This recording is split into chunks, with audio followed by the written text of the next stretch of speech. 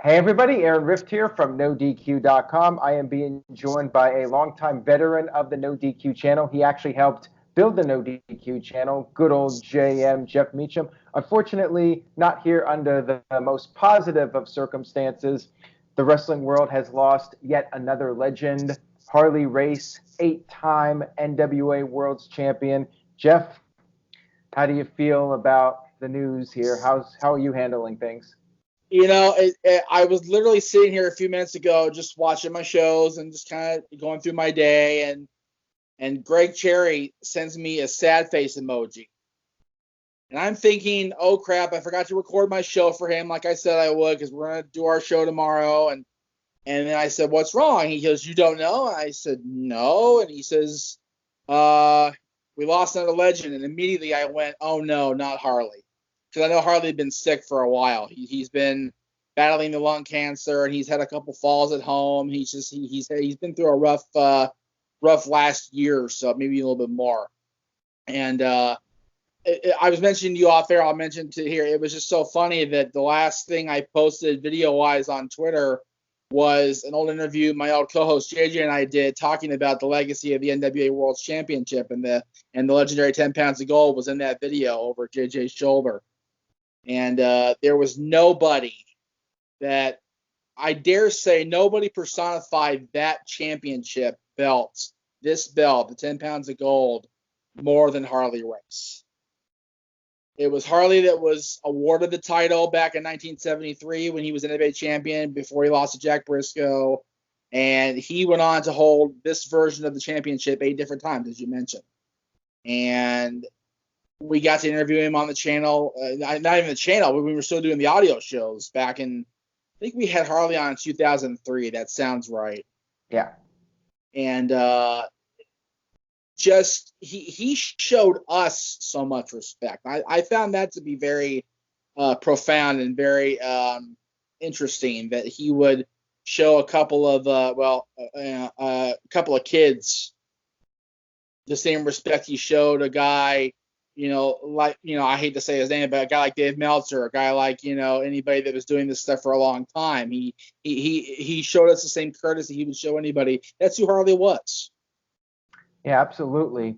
Very sad news, but he had been dealing with some health problems, as you mentioned. He was diagnosed with lung cancer earlier this year. He was hospitalized about 2 or 3 weeks ago, so wasn't looking too good for him. But man, what a legacy he had. He had, what was it, 2-3 decades in-ring career, 8 times NWA champion, and then after his in-ring career, he also managed several guys in WCW, most notably Vader, taking Vader to the World Championship 1992. And then eventually he started up his own independent promotion, World League Wrestling, and then went into the WWE Hall of Fame, I believe 2004, correct? Yes, sir. 2004. Now, for the younger fans out there that are not familiar with Harley Race, Jeff, you are a historian when it comes to the NWA and wrestling history in general. So what can you tell the younger fans out there why Harley Race was such an important name in the wrestling business?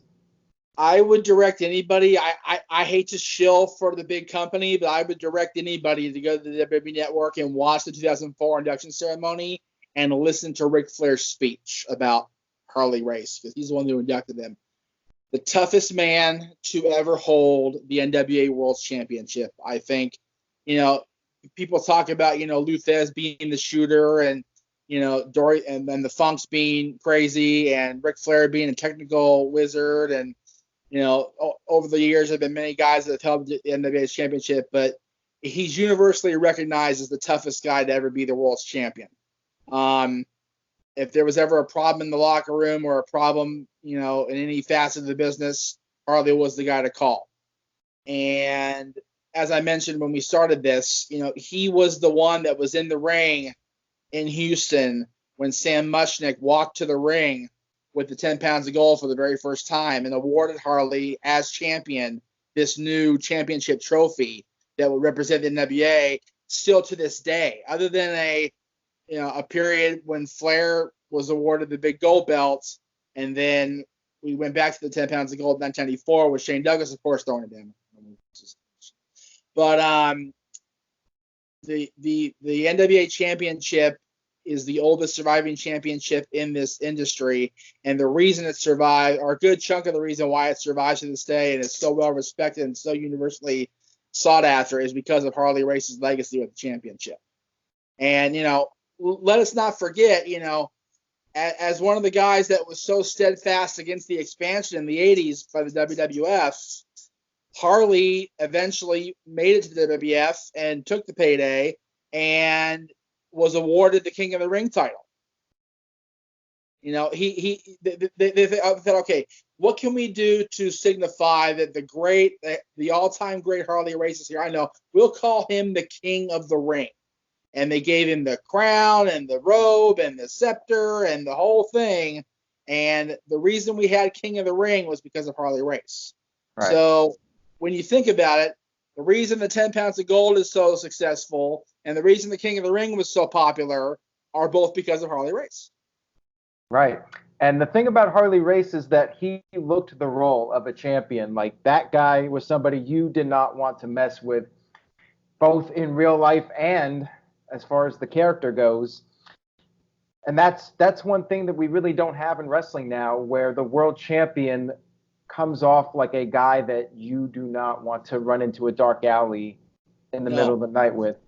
He was one of the toughest guys in wrestling. He had that reputation. And like you said, back in that period, there was always this concern that in the territories, a wrestler could potentially double cross somebody. And that's why the promoters like to put the championship on a guy that was legitimately tough, because nobody would ever try to pull something on Harley Race, because he could always take that guy out if that guy tried to get out of line.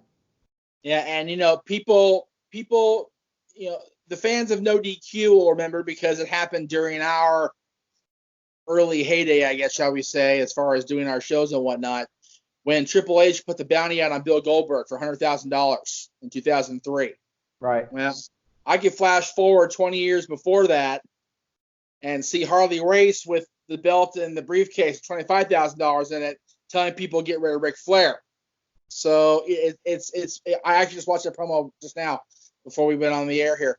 And Harley's intensity in the ring and in promos with that gravelly voice, I want rid of Flair. He was so intense and so just in the moment with anything he did in the industry.